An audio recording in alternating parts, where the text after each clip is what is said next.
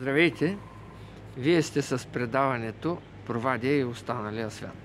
Това е първия брой и в него имаме възможността да се срещнем с един човек, който сравнително отдавна е в публичното пространство и наскоро е един от съучредителите на нова партия.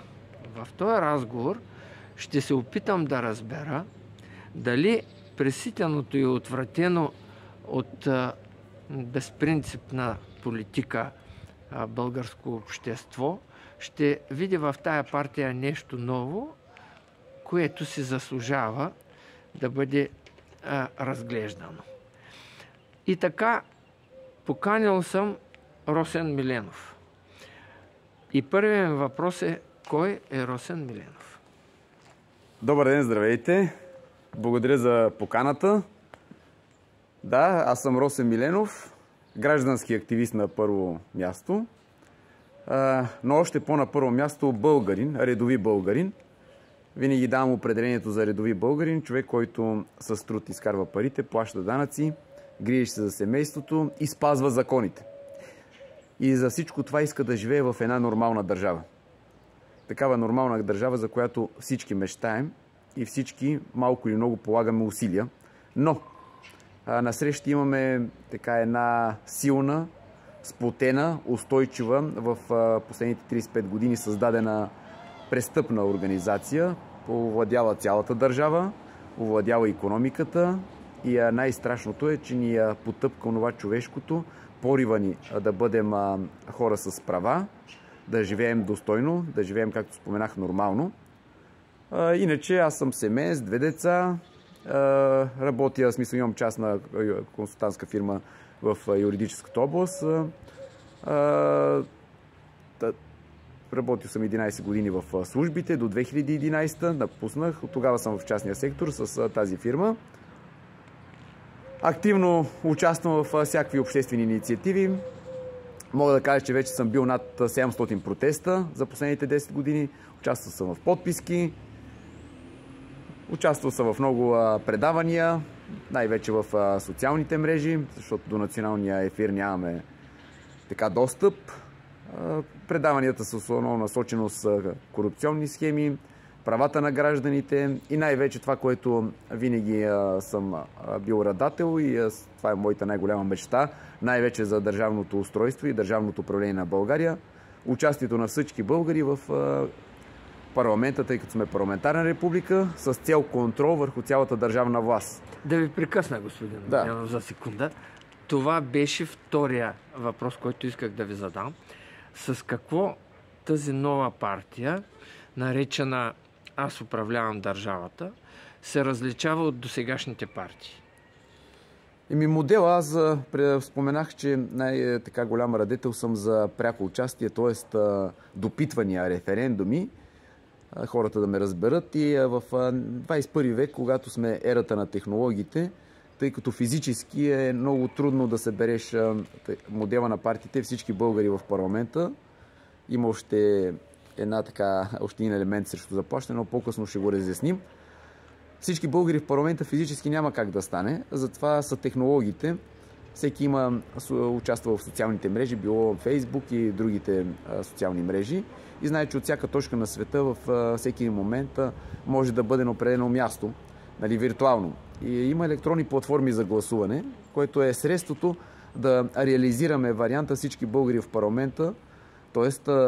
ние да взимаме решенията, с които да контролираме цялата държавна власт, да контролираме и министъра, и законите да контролираме, и регулаторите, и съдебната власт, всичко. Като казвате "ние да движим всичко това", имате предвид народа? Да, всеки български гражданин. При вас може ли да се каже, че във вашата партия демократичността е на първо място? Най-вече, като голямата цел, с която искаме да приложим този модел, е на първо място да махнем, да предотвратим реализацията на някои тъмни черти от нашата народопсихология.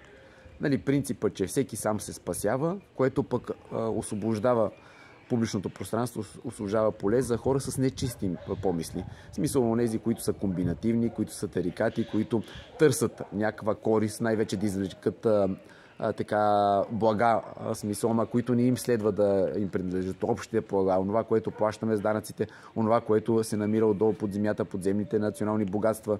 Дали, всеки знае за концесиите, злато, сребро, мед и други редки значими метали. И въобще фондове, субсидия. Тоест, за да предотвратим участието само на терикати в властта, които се лично обогатяват. Знаеме, че те са станени милионери, милиардери. Всички познаваме и във всяко едно населено място има такива. За да го предотвратим това, трябва да вкараме всички там, всички българи да имат възможност. С това се дава прозрачност и с това се защитава интереса на всеки. Тук разликата от всички останали политически организации, че няма някой лидер или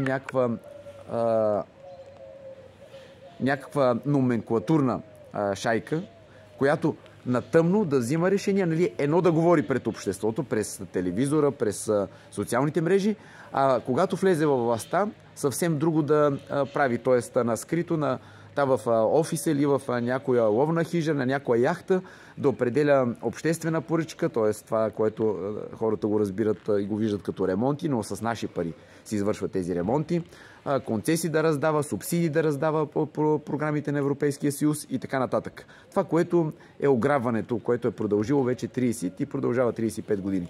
В предварителния ни разговор ви ми обяснявахте за платформа, която ще използвате, за да се осъществи тази форма на контрол от страна на народа върху политиците.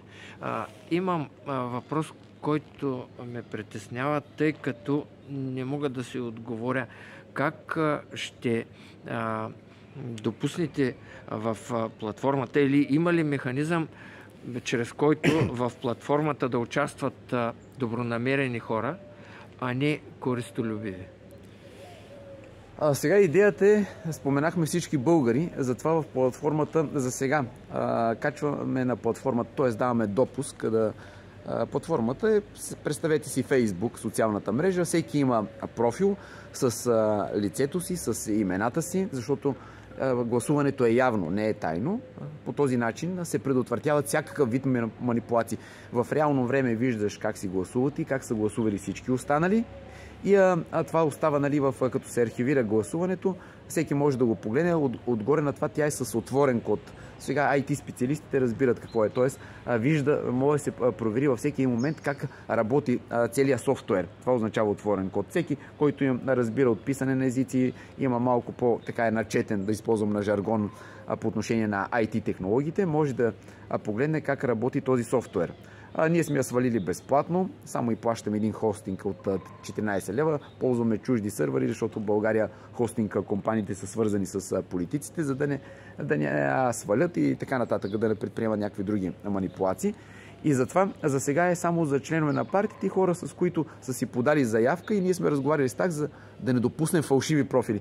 Тоест недоброжелатели на партийци, които не искат на народа да му се даде контрола върху, подчертавам, контрола върху цялата държавна власт, а не иска да му се даде контрола върху всички публични блага, т.е. там, където пипа кмета, министъра, раздава нашите пари влезли от данъци, ги раздава, нали, за ремонти, но всеки знае как се краде от ремонти, от магистрала и от ремонт на обществени сгради, като болници, училища и така нататък. Даже миналата седмица една учителка подкуп арестуваха в София за ремонт на училището за 100 000 лева, искала подкуп. Директорка, извинявам се. Директорка. А какво си представяте за големите инфраструктурни проекти магистрал от 150 милиона? Подкупа за премиера, търговия с влияние, нали, той директно не се подписва, шефа НАПИ се подписва, но той му се обажда, казва, тази фирма ще избереш, 15 милиона е подкупа под масата. Това са нашите пари, които там са ги сигурно 100 хиляди са участвали да напълнят тия 150 милиона за тази обществена поръчка, за да имаме магистрали. Ама ние нямаме магистрали, имаме вълнообразни навити пътища. И това е цялата философия. Защо ние сме различни и откъде доверието трябва да е голямо в този модел? Доверието трябва да е голямо, защото ние не искаме доверие да давате на нас. Нали, Ние нито държим на партия, просто това е формалност, изисква го изборния кодекс, че можеш да участваш на избори с партия. Ако имаше друга възможност, щяхме да участваме. За нас това е формалност. Доверие ние не искаме от вас. Доверието е във вас. Вие фактически вашето доверие си го давате на самите себе си, защото още първия час в Народното събрание, т.е. парламента, когато тази партия влезе, аз вярвам, че ще влезе, защото тя е на всички българи, няма човек, нали, който да не иска да контролира и кмета, и главния прокурор, и министъра, и регулаторите, онези, които трябва да борят картелите, монополите и така нататък. Всички български граждани ще бъдат качени на тази платформа. Сега просто има някакъв филтър, за да не допуснем както фалшиви профили, а да не допуснем недоброжелатели, т.е. най-вече на партийците, които искат те да винаги да решават, като влезнат в парламента, в правителството, да решават, а когато някой на тъмно решава, ще решава винаги за себе си, за лични цели, за корпоративни цели, за чужди национални цели. Не за нашите национални цели, а за чужди държави и организации. И оттам се изкривява модел, оттам се убива българското и държавата, и нацията и така нататък. Виждате, че гостът ни трудно може да бъде прекъснат. От това, което разказва до сега, си мисля, че единият ми въпрос трябва да отпадне, а именно лидерска ли е тая партия? И ако не е лидерска, как се осигурява демократичния принцип на съществуването? И не може да търсиш максимална демокрация, която да дадеш на народа, а в партията си да бъдеш фюрер.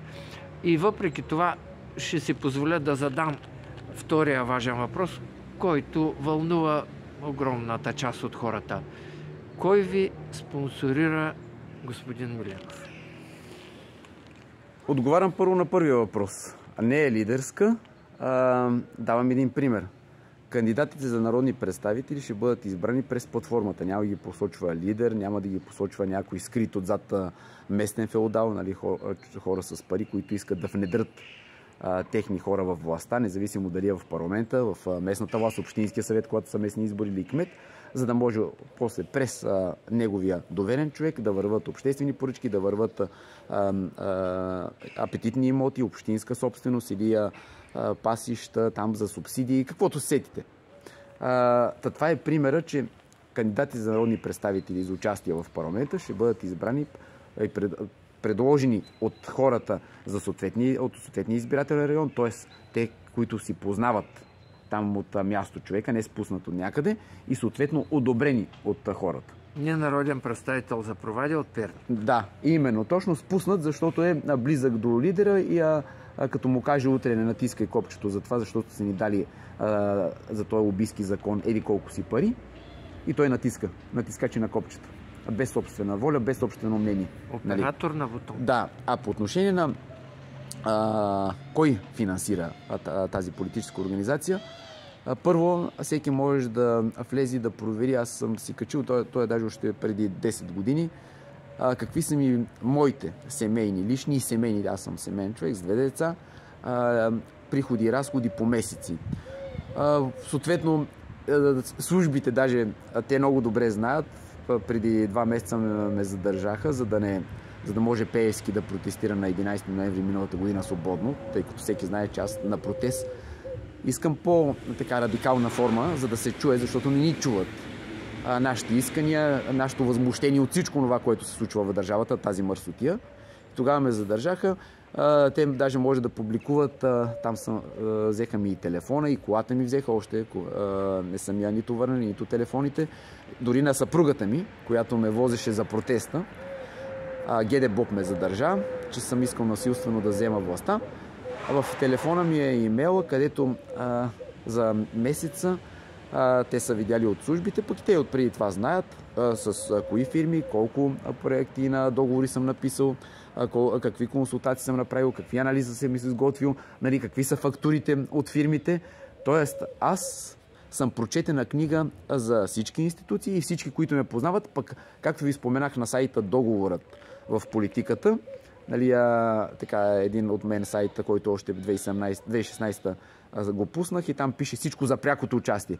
Как народа да контролира цялата власт, как народа да получава, тук е другия елемент, не го разяснихме, да получава пари за това, Тоест, ония пари, които 35 години крадат политици, в смисъл обръчи от фирми около политиците и така нататък. Там съм си, както ви споменах, по месеци. Приходи, разходи за храна, за гориво, за дрехи, за почивка, всичко. Тоест, при мен всичко е прозрачно до стотинка. До настоящия момент, на 45 години не съм си позволил да ощетя никой със стотинка, нито като граждани, нито като фирма, нито държавата. Затова, когато излезна в медия, социалните мрежи и така ползвам се с силата си, да заклеймявам всичко това, което е тип корупционно. Тоест някой да прибира нещо, което не му следва. Тоест не си го е заслужил с труд, по длъжностна характеристика, кой е държавен корумпиран, държавен служител, министър, кмет, общински съветник, шеф на някакво звено в полиция, в данъчни и така нататък. И не съм си позволил да обида никой неоснователно. Пак повтарям, неоснователно. Да, постоянно обвинявам, че са престъпници, но го правя аргументирано, с факти, с съответните незаконни схеми, които те извършват и извличат онези пари, които българския трудолюбив гражданин е бъхта 8 часа, за да може да внесе данъка. Данъка, който политика в качеството си на кмет, министър, държавен служител, без да му следва, т.е. без да му се полага, чрез корупционни схеми ги извличат и убиват и инфраструктура, убиват и икономика, защото имаме хора с по 10 милиарда, ама не ги флагат да правят заводи, а ги флагат в яхти, в вили в Сен-Тропе, Дубай и така нататък. Нека да подчертая, до момента тази партия съм дал за първото учредително събрание, това е по закона за политическите партии, 190 лева в хотел Шипка, 50 човека за залата. Второто това е така нареченото голямо учредително събрание, 500 човека в парк хотел Москва, 1900 лева. И това са разходи до момента. Сега обикалям, в смисъл за бензин, за нощувки, всичко е на моя сметка. На моя сметка, без една стотинка. Имаме едни брошури миналата година, които са за модела, където пише какво означава всички българи в парламента и какво означава срещу заплащане. Колко ще получава всеки един български гражданин, примерно 500 лева от концесиите, от обществените поръчки. Това, което всяка година 15 милиарда го получават нашите любими в кавички политици и техните обръчи от фирми, техните ортаци, пак в кавички бизнесмени и чужди корпорации. И затова някой, ако смисъл, както ви казах, прозрачността е на първо място за мен, търся го както в моя личен живот, както ви споменах за разходи и така нататък, финансиране. По същия начин тази прозрачност искам да има от страна на държавата към българския данъкоплатец, към българския гражданин, да е всичко на масата, да го виждаме всички и всичко да бъде равно разделено. Някой да не ме разбере утопия, всички равни. Не, общите блага трябва да имаме равен достъп. Защото затова пише национални блага. Тоест на цялата българска нация. Не са на кмета, не са на премиера, не са на министъра, не са на олигарха. Не са на местния феодал Дерибея, където е заграбил всички бизнеси, защото е с властта и с местната и националната. Те са на всички български граждани, които в Конституцията пише суверена народа. Вие от това, което обяснявате, оставам с впечатление, че искате да изкарате българина от удобното му топло гнезденце, както го описва Ботев в Политическа зима. За мен това е революция в мисленето и за да не рискуваме да си говорим за неща, с които най-малкото не сме свикнали, все пак можете ли да определите партията, която създавате, лява ли е, дясна ли е, ако не е лява или дясна, патриотична ли е, какво за вас означава патриотизъм? Макар че го обяснявахте достатъчно до сега, нека да го поставим и в тази плоскост въпроса. Първо, какво искам точно така вие го казахте, какво искаме да постигнем? Искаме да постигнем всичките, които участваме и полагаме усилия. Ето сега събираме подписи, за да регистрираме партията. Искаме да постигнем това. България над всичко. Така, в кой спектър сме? Политически спектър. Аз ще кажа, тъй като модела казахме, че всички българи в парламента, т.е. управлението, ние сме парламентарна република, също заплащане. Т.е. всички българи решават по всеки един въпрос. Дали ще има лев, дали ще има евро, дали данъка ще е прогресивен, дали ще е 10%, т.е. дали ще пипа да е справедливо от богатите, с който изкарва по 100-200 хиляди, да се вземе повече. Извинявайте, и каквото реши народа, точно така, ще получи според компетентността си. Също и за международната ориентация, нали, във връзка с съюзи, договори. Нали, това е модела. Когато всички участват, произнасят се чрез допитване референдум и мнозинството при пряката демокрация, това му казват пряка демокрация, означава въобще демокрацията означава диктат на мнозинството. На мнозинството, не на Драган и Тогава не Петкан. можеш да се сърдиш на някого, че е взел грешно решение. Да, не можеш да се сърдиш, защото го взима целият български народ. Взима го по усет, взима го по това какъв ще е негови интерес, дали ще е защитен негови интерес, с оглед това неговото положение. Както смисъл сега лева, делят се, нали, едните му викат копейки, другите викат евроатлантици, ама мнозинството от българите, като погледнеш реално, нито са с големи доходи, а знаеме, че всяка държава, която е приела еврото, е настъпила, нали, покачване на цените, така на закръгляне, инфлация и така нататък. Второ, България към момента няма икономика, но ние няма да сме винаги без икономика. А всеки знае, че за да имаш износ, най-силното средство, в смисъл с което да правиш конкурент на твоята стока, е да имаш национална валута. Като обезцениш малко, твоите стоки, които ги произвеждаш, стават по-евтини.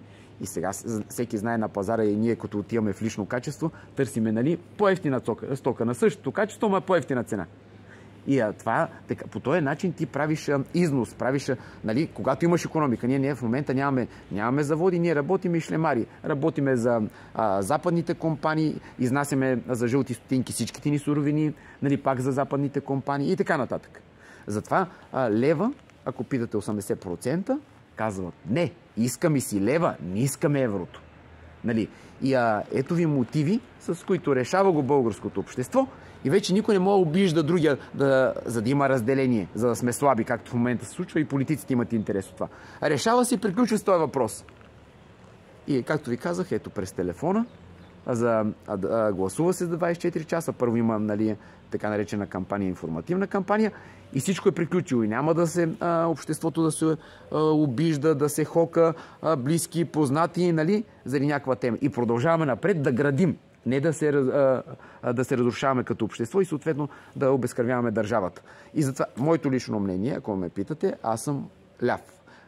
Аз съм за винаги да има социални придобивки, нормални условия на живот за всички. Нали, не всички са равни. Нека да не ме разберат погрешно. Както, нали, утопията, всички равни. Равни пред закона, равни при условията. Нали, старта, нали, да е еднакъв държавата, да е майка на всички. Не само на престъпника да даде майка, нали, да му даде да източи 2 милиона, утре да му даде, нали, да не плати, да му прости данъци за 14 милиона, както на един олигарха Христо Ковачки, 14 милиона.